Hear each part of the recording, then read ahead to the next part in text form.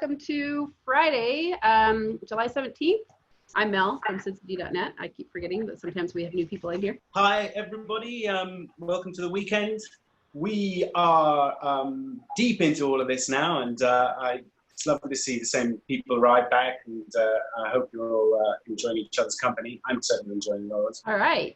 Martin from Scotland, you're up first.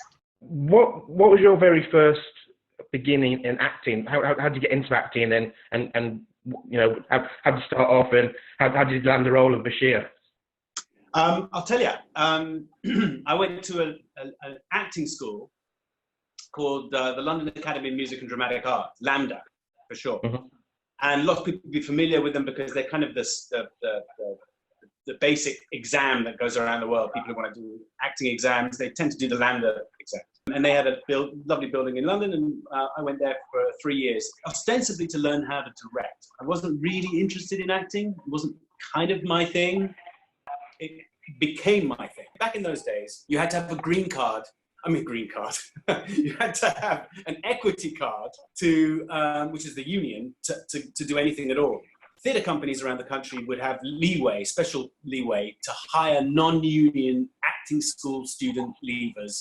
So I went to Manchester in the northwest of England, and worked at a theatre in Manchester, and did a pantomime there and another play. So that was the Manchester Library Theatre. And then I got a job in a TV series called The Big Battalions. And I did it not because I went actually to go and direct. I started a theatre company with an amazing guy called Brian, Brian Asprey, who I'm not really bad with proper nouns, by the way. But Brian Asprey he was a teacher at school and a mentor of mine.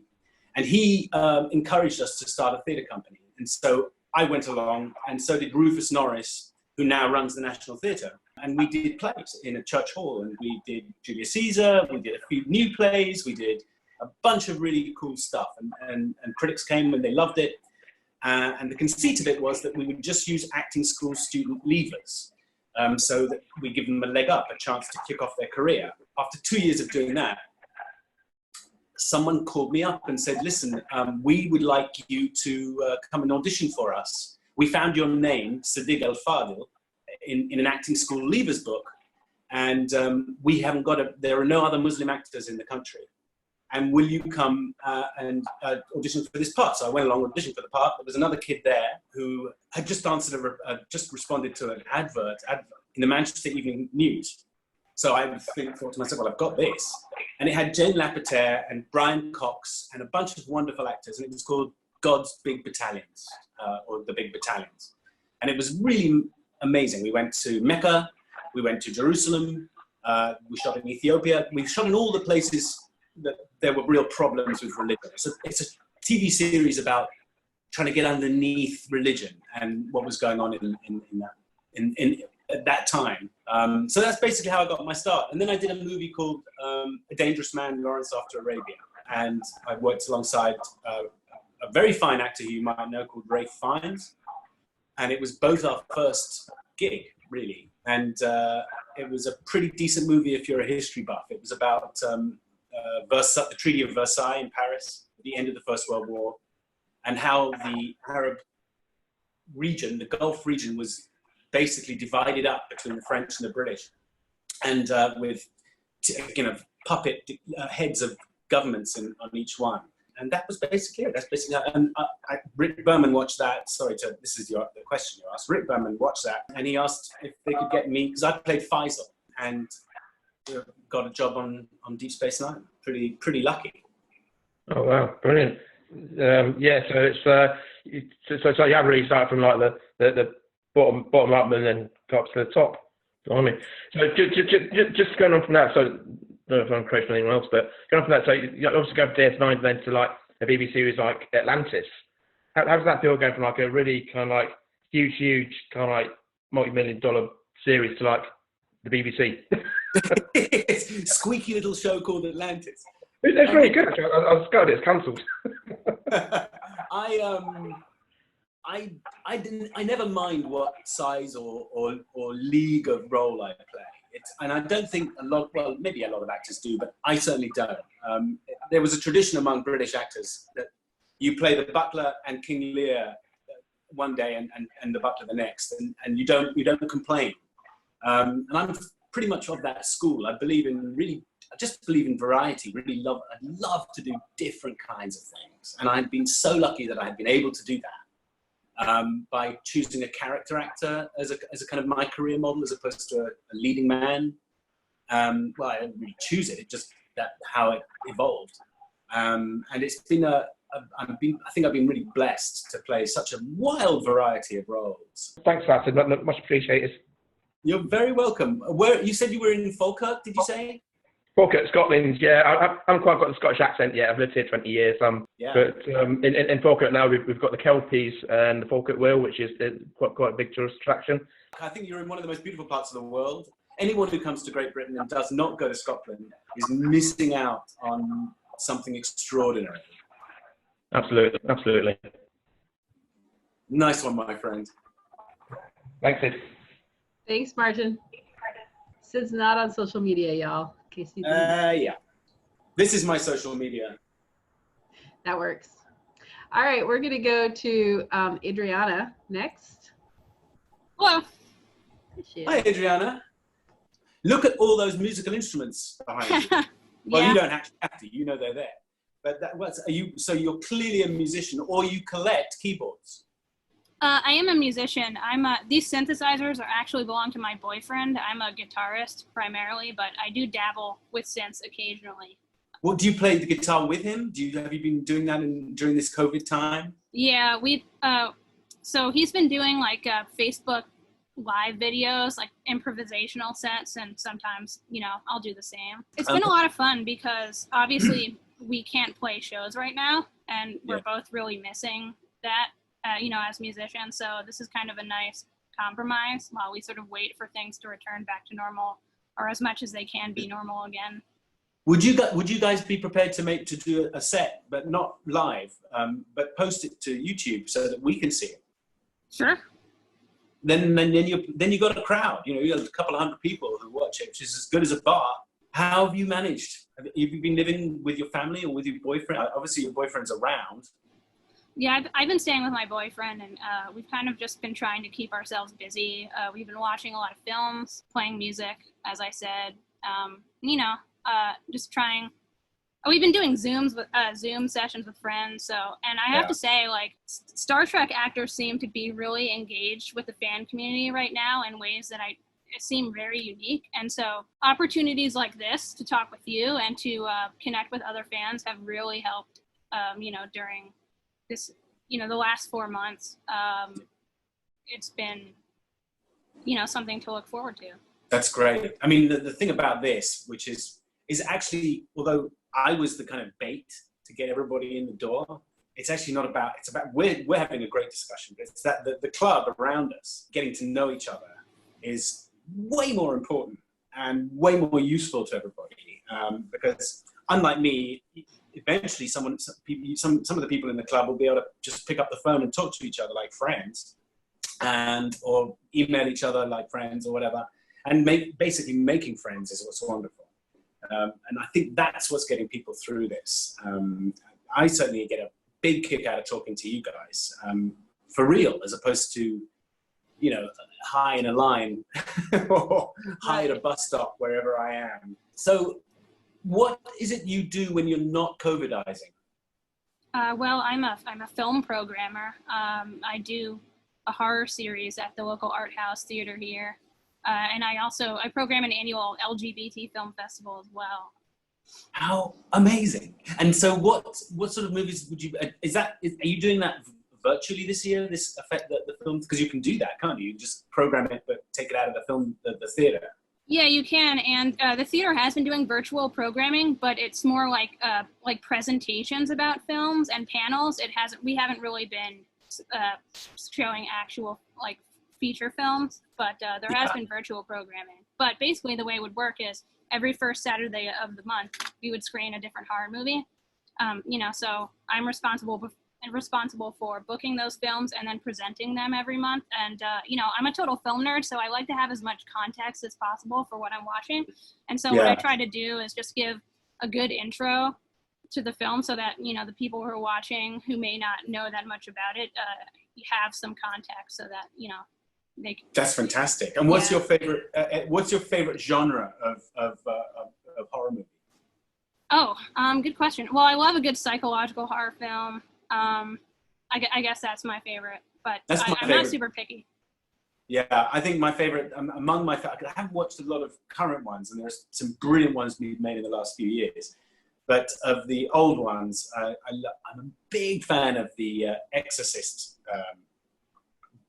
that one, but also the, what's it called? Oh, is that the Exorcist, the one with Damien? No, that's The Omen. Oh, that I really loved, because that scared the living daylights out of me, because everything is kind of possible, Yeah. It's sort of not quite, it's a little bit weird in terms of this, but just the tangibility was spot on. And when I was younger, I was terrified of the devil. Any idea that there might be a devil was the most scary thing there was to me. It just couldn't scare the living daylights out of me. So The Exorcist is a completely different genius movie, but it's a completely different type of deal. But that kind of psychological horror I really love, because it didn't have to do anything scary. What are you what's the thing that you kind of most looking forward to doing? Probably playing a public gig, yeah? Oh yeah, that, and I just love going to the movies. I miss that, so, as soon as it's safe again, like I can't wait to get back to the theater and see a movie. Yeah. Did you ever do those, does your theater do those things that some of the $2 theaters in Los Angeles used to do, which they run on a loop every Tuesday or Thursday or Wednesday, the Rocky Horror Picture Show or Wizard of Oz or something like that? Do you guys do that? We show the Rocky Horror Picture Show every month. It's usually Friday and Saturday nights. Because I think that may be one of the things that began the whole cosplay thing. Because it was kind of, you remember back in the 90s, people actually turned up as those characters. They still do that, yeah. Yeah, and it was like a precursor to this massive movement that is now cosplay, which I just love, although I'm never going to do it. No, I admire it too, but I don't have, I'm too shy for that. And also I don't have any skills of doing crafts or anything like that. A lot of these people put a lot of time into building their costumes and props, and I just don't have the aptitude for it. But I admire all of their hard work. I love looking at cosplay. It reminds me, I was telling someone on Tuesday, or maybe last Friday, so I might have told you, but not you personally, but it reminds me of the movement in the 60s, the hippie movement. Just colors of the rainbow and big flowers everywhere. It was kind of early cosplay. It was really a projection outside of their ordinary looking selves. And you see those movies back in the day where they would rip off those clothes and put on the long, unravel their hair and put on the flowery shirt and the flared trousers. Oh, Hair. Have you seen that movie? Yes, I like musicals, so. Hair's great, yeah. I was in Hair as a kid, an 22-year-old probably, at acting school. And I played one of the Supremes, and we sang the song White Boys. And I had to wear, it was kind of unusual experience for me, a blonde wig, Diana Ross, I think. And it was kind of fun. There's a brilliant Hamlet soliloquy in there. What a piece of work of the man. And it's sung so beautifully. It's really good. If anyone's looking for a good musical to watch on a Saturday, actually every day is a Sunday, isn't it, right now? For those of us who don't work, then I highly recommend Hair. Well, listen, it's been so lovely talking to you. And thank you for persevering. Hopefully I'll see you around. Yeah, thank you so much for doing this. You're very welcome. So you played Diana Ross in the Supremes. That's I did. That just has everybody blowing up in the chat room. Yeah, I had black fishnets. I had a really tall heels, pink black heels, a platinum blonde wig, and bright red lipstick. Kind of wild. All right, next up, we're going to go to SAS. So you're in Slovakia. Are you a student? Are you working? Yeah, I'm studying economics because there's an economics university right next to my house. Perfect. What made you choose economics? I don't know, here it's like a thing you go when you don't know. I guess it is everywhere, you don't know where to go. So I feel like there are students who are just real bad at all other stuff, but can't do economics. I don't know why. If I saying it's hard, I think it's a great thing to do, especially if you want to change your mind. You've got something right there that you can do. You can go and do something else and go, well, I can always go back to economics. I can always fall back on it if I want to. What would you prefer to? What would you like to do? If you still don't know, or are you beginning to hatch an idea? I'm prepared to do Excel my whole life in some office. That's so much fun. That's so great.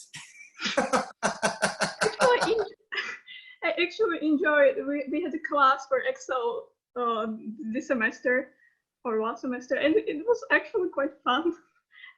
I was probably the only one who thought it was fun. Well, I don't know anything about it, so you got me. I'm not even going to start. It's one of the things I'm never going to try. Organizing data, and I love organizing stuff. So what do you do to amuse yourself? Do you write? Do you sing? Do you draw? Last few months I was just watching Star Trek because I told myself I would watch the whole thing this year, and I'm like midway through Voyager. But also I draw. I'm not very good, but they don't stop me. That's great. How long have you guys been open? I guess your country's open. Oh yeah, we've been open for quite a few weeks. I think we opened too soon. Right now second wave starting, kind of. But right. We have in total less than 2,000 cases so far. Yeah, that's not terrible. Yeah, right now it's like nothing ever happened. We are required to wear masks only in interior like malls and stuff. So yeah, basically people are like, oh, Corona is over, it's all fine. Yeah, I actually don't know, or I don't know anyone who knows anyone who has it. Who has it or had it at some point. Right. Because there's this amazing. No, I live in the capital city. There should be like the most cases. Yeah, you think. But it's really nothing here. Done a good job. We closed down like a week after we got the first case here. So the government handled it quite well, and that's great. There's a crazy statistic that I think is correct, that the daily count of coronavirus new cases in Arizona is higher than the count of new cases in all the European countries together, in the whole of Europe. That's how out of control it is in America right now. It's just mind-boggling. I mean, I don't notice it myself because in Massachusetts it's not out of control, but it must be pretty frightening living in either sort of Arizona or Florida or California or one of the states that's just gone. Yeah, I have a friend from Florida, so it's fun to hear her numbers of cases. It's insane over in the US. Yeah, we're not getting it absolutely right. It's very interesting to watch. What are you reading? What sort of thing are you reading? Do you like to read? Are you reading sci-fi? Do you read that?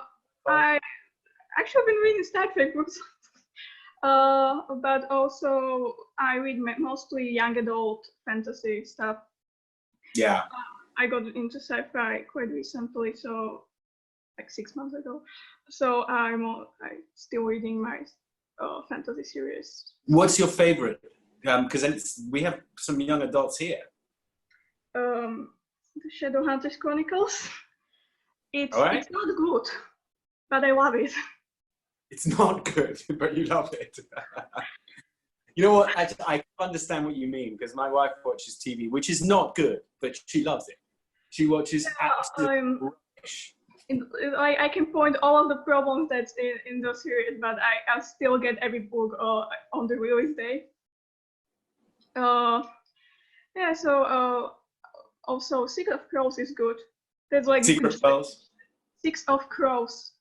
Six of Crows. Got it. Yeah. I'm sure people are chatting, they know exactly what you're talking about. I just don't, because I'm really old. Well, listen, it's been really lovely to meet you. Lovely to talk to you. Thanks. Is your friend next to you? Bless you. Oh, thank you. You're so tight. Yeah, I normally go to sleep at 10 p.m. and now it's 10 p.m. So I'm about to. Well, you can fall asleep now. It's been lovely talking to you. The group has elected Crow to do some educating. So we're gonna let Crow come on. You spoke with them a while back there. Yeah. Some time ago. Do you have any questions about what makes something transphobic? Or well, what I'm interested in is, yes, at what point are you transphobic? In the same way as at what point are you racist? These are things that need defining so people can better understand where the line is. I don't think anybody, I think a lot of people are going to hate you on purpose, as a lot of people will hate me on purpose. There's nothing I can do about that. But the people who fall into a category of just making an error, especially in today's world, where vitriol is and revenge is swift and comprehensive online, how do you help people like me who may just make a mistake? I was going to bring up something. I think understanding the concept of a dog whistle is really important to understand in these conversations, because a lot of very disingenuous arguments are being thrown out that look innocent on first glance. Yeah. But when you break them down more, you realize, especially in terms of transphobia, they are specifically designed to other trans people, to position them in a way where they look like they are perpetrators of violence, or trying to convert gay people to be trans. These are the latest arguments. There's a lot of disingenuous conversations about people who detransition. There are people who do, and it's mainly because they overwhelmingly are victims of transphobia. They feel like they cannot be openly trans anymore. And those conversations don't happen. It's always like, oh, what about the poor people who have been targets of violence and who have detransitioned and now such villains in their own community? And at first glance, it feels like a legit argument, but what it really is a dog whistle and a way to sort of convert the fence sitters or the people who are embedded in the community to start accepting these disingenuous arguments as face value. So you start thinking, yes, we want to be really concerned about women in the restroom. But then that puts you in a dangerous spot where you're not thinking of trans woman as a woman anymore, so that woman also needs to be protected. And that's a really difficult conversation. That sort of nuance is very difficult and just like a tweet or something. It's really good conversation. Fortunately, it is absolutely psychological phenomenon that's happening. Is you're thinking you're engaged in a conversation that's happening here, but there's actually something more sinister going on down here. So it's really hard to get allies and to get people even talking about the same topic because of the nature of dog whistles and all of this language and in group language. People don't really know that they're even talking about the same thing. I understand what you're saying about there's an insidious movement who are well represented in, the Boogaloo guys and all these people in America, these militias in America as white segregationists, white supremacists. But they have a much broader agenda than simply getting America to be white. And they will come after people like you, and they'll come after people like me, and they will just do it through humor. They will make a joke, and people will, and I will object to that joke, and they will like, come on, man, you've got to have a sense of humor about all this. And this is a tactic. They've been doing this on purpose. So I completely understand about the insidiousness of what you're saying. people who haven't made up their mind to despise you, and they haven't made up their mind to embrace. I'm just curious to know how you mitigate against that as a movement, how you somehow rein in the despicable stuff, which is bound to exist. And some of that may be trolls as well. Maybe people pretending to be trans who aren't trans, who are just there to make you look bad. Well, I mean, to a certain extent, Jamie and I are both the kind of people where if people genuinely have questions or they want to just ask a random, we call those good faith questions, because they're coming to us because the person straight up no.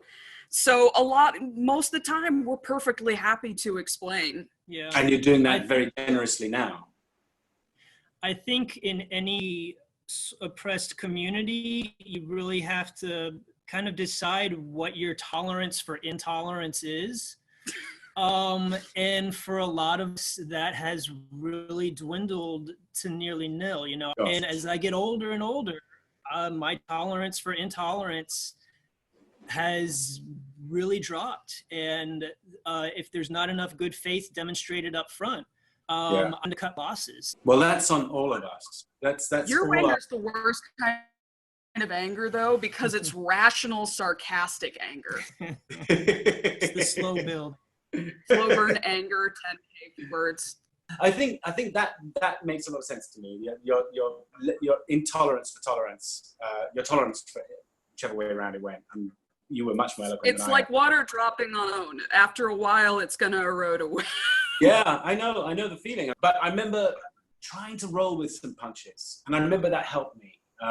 You know, I remember it helped me because it made sure that it gave me a second chance with some relationships, and that was important. But that was pre-internet, and everything's just wildly different now. So I don't know how you navigate this new Wild West. It's so new to me. I mean, I am in my 40s and I've dealt with this forever. It's just been very interesting. It's been like a pendulum, because back when I first came out and started my transition, it was a place where a lot of the right wing wants to push us back into. I had so much gatekeeping, so many hoops to jump through. So I experienced what it used to be like not having, you know, the healthcare protections and scant things that we have. And I do, you know, raise my eyebrows a little bit at people saying it's a millennial trend, because it is not. And that is one area where if I did have one wish, is that I wish that cis folks did kind of realize that this is not new. I mean, because you're old. Yeah, you know. I'm 43, but I feel like a Methuselah in the trans population, because we die so young, you know, and I think it needs to be on minds as well, is the reason why it looks a young phenomenon, because we don't make it to middle and old age. Right, that's terrible. I believe these are 40%. Also, 40% of trans youth at some point will contemplate suicide. Yeah. So we don't make it for a lot of reasons. Yeah. So, there's a deck stacked against us that every generation, it seems like it's a new thing. It isn't. I'm still some people's first. You know? Same. I work in government now, and I think I am the first openly trans employee at my city. So, you know, that's my cross to bear, and I've decided to live openly to try to help. That's great. There. I think you have to. You have to, because you're the advert. You know, your behavior is the advert for your community. I agree. Yeah, those of us who are willing to take the burden, and the two of us are, and then we've got a lot of folks who just want to live their life peacefully. They shouldn't have to carry that burden. That's fair. Yeah, that's totally fair. I want to say a little thing, and I told to Mel, and I want to say thank you to Crow and their partner for what you exposed, and I want to say that I hope we are looking for a future in which we have the same medications and centers and resources available for us as these people, and that I think we're here all happy to talk with respectful cis people to help them learn towards a world in which we have that. So that I just want to say that. Thank you. Absolutely. And thank you so much for listening, Sid. You're very welcome. That's the very least I can. The three of you are such good ambassadors. So it's I'm very relaxed to hear what you have to say. And I don't think we're going to finish with this subject. I think we'll keep going with this because I think there's more that needs to come out. And unless we're teamed up, unless we've got each other's backs, it's going to be very hard. Oh, I agree. We all have things to learn. None of us are exempt, and we need to make sure that when we're in that mood for righteous anger, that we don't burn up our friends by accident. Yeah, that's here. Thank you both very much. We will come back to this. So you'll be recurring guest stars on this subject because we need the info. We have somebody waiting to show us around their workplace. He works in a nanotech lab, which is a very cool job. And he offered to show us around today. So that's what we're going to do next. And Field trip. Take it away, Sean. Hey, how's it going? Sean, thank you so much for doing this. It's extremely generous of you. Oh, I'm happy to. So you can hear me all right? I can hear you just fine. You look pretty weird. I absolutely do, and that is the first thing I was going to talk about. So turning to the front-facing camera, this is what we wear in the clean room. This is where we gown. Yeah. And so one thing that people will commonly get wrong when they see what I wear when I do my job, they'll say, oh, Sean, you're covered from head to toe. You must be incredibly safe in there. And fun fact, I am not. Right. Well, not because of what I'm wearing. I'm very safe all the time. My wife is watching this. Everything's always safe. But yes, so the safety glasses, they are very helpful. They prevent against impact, against chemicals, but this suit is designed to keep my skin, my oils from getting into the clean room and contaminating any sort of research material. Fantastic. Now, when we talk about research material, I'll head into the actual lab where I have a couple of samples prepared. On the left, we have a silicon wafer, and that's a semiconductor. So it can transmit electrical signals. And then we have quartz type of glass. That's an insulator, and it does not conduct electricity, which is one of the best things about it, depending on what you're trying to do. So that is a see-through disc in the same size as the silicon, because we can't see it, a white on white. Yeah, I thank you. There we go, yes. Yep. And you'll note that I'm holding everything with tweezers. That's because I have been handling my phone in here, and I'm using keyboards. Basically, there are some level of contaminants on these gloves, so I always want to handle with tweezers. Right.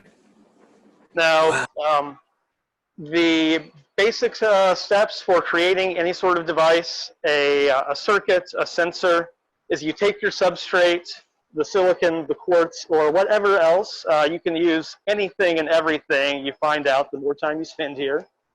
And you will add layers to it, and then you will selectively remove parts of those layers away to make features. And that's what I was going to talk about next. This is astonishing. So, for adding layers, we have our deposition bay, where we have thermal evaporators, which will heat up sample, you'll load your sample into this evaporator, and you will heat up this crucible. So it's a small crucible that has, in this case, SiO2, basically glass inside it, until it melts, vaporizes, and then coats whatever else is in there. So this wafer, just like the one over there, is silicon, but it has silicon dioxide, SiO2, coated on top of it. And you'll note that it has a variety of colors depending on the angle and the thickness, and that's because of the way light interacts with it. Over here on the left, we have silicon nitride. It's a different thickness, and it has this lovely blue-purple color going on. Wow, yeah.